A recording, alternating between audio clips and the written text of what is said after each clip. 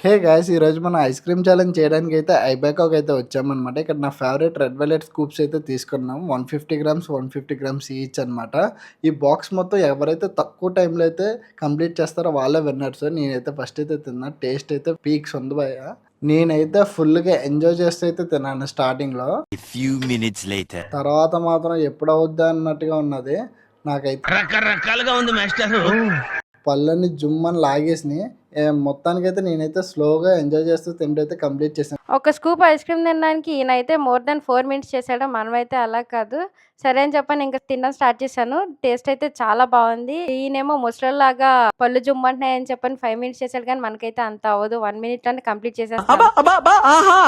అలా అనుకున్నానో లేదో నాకు కూడా లైట్‌గా పళ్ళు జుమ్మన్నట్టు అనిపించినాయి. సరే ఏదన్నా సరే ఛాలెంజ్ ఇంపార్టెంట్ కాబట్టి లపాలపమని లాగిచ్చేసి 3 మినిట్స్‌లోనే కంప్లీట్ చేసేసాను. అండ్ ఫైనల్‌గా అయితే మన మురళి గారు బిల్ పే చేస్తా అన్నారు కానీ ఆయనతోనే పే చేపిచ్చారు. అండ్ నెక్స్ట్ మేము